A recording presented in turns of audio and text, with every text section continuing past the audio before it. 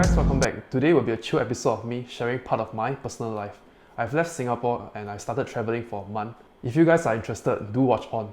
I have decided to be a digital nomad for the first time because I realized that my income comes from online now.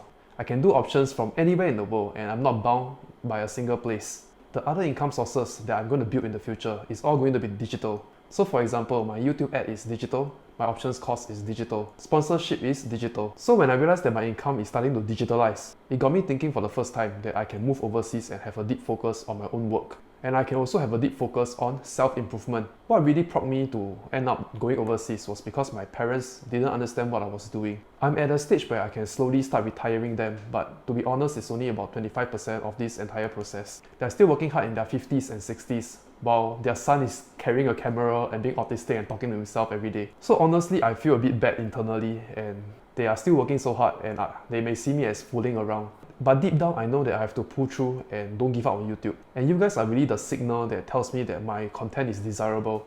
People will want to watch and hear a point of view that is uncommon, especially for a person my age. So I really thank you guys for all these kind comments that you have put out. It is a source of strength for me to carry on, even though YouTube did not pay me a single cent for 1.5 years making videos. So thank you. So if you have followed me for a while, you will know that I have always said that environment is everything, and we are all products of our own environment. So back at home, I fall into this mediocrity trap. I started doubting myself and how others will view me and see me.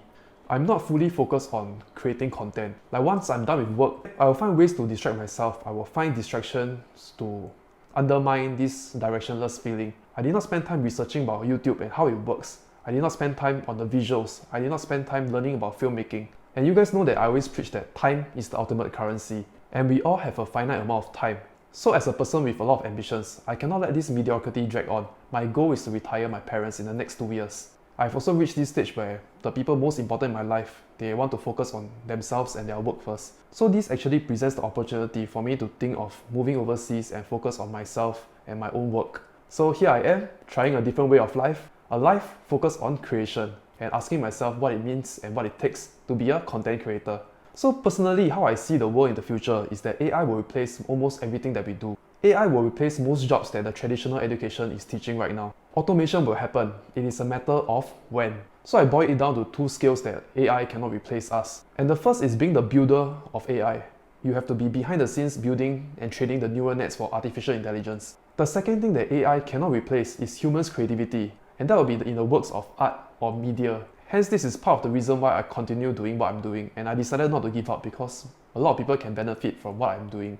I believe if I focus on value creation, this will translate to monetary value. If I focus on creating even better content, the result will show. And hence, this is the direction I will take. So I'll be here overseas building up my options costs, ask myself what is the next step for YouTube and what does it take to be a successful YouTuber. I will take part of the profit from my options costs to upgrade my YouTube equipment, build a home studio. The rest of the profit that I don't have good ways to allocate, I will donate it to people that I find that they need the money more than me. So again, I just want to lead by example by showing you and proving that I'm literally here, that time is the ultimate currency and we are the product of our environment, and environment is everything. If you are not performing at your best in your environment and you want to do the best for yourself, you will have to change your entire environment. Okay, so the second reason why I want to move overseas is because I want to test out this theory of mine. I feel like the remote work trend will catch on and more people are not being bound by a specific place to do their own work. Because when you are physically bound into a specific place, you have to buy or rent property to stay in that particular place and you have to pay the nation's tax. And this is how many people ends up being stuck in the debt cycle. They have to take 25 years to pay off their house, and after that they have wedding, they have renovation, they have their kids' college education expenses. And all this is going to cause a significant rise in your expense. So what I'm trying to test and prove is that when you have the ability to work remotely and have a digital income, you don't have to be trapped in one place. And let's say you still buy a property in Singapore, you still can move to a lower cost of living and you take that rental and cover all your living expense on the cheaper nation.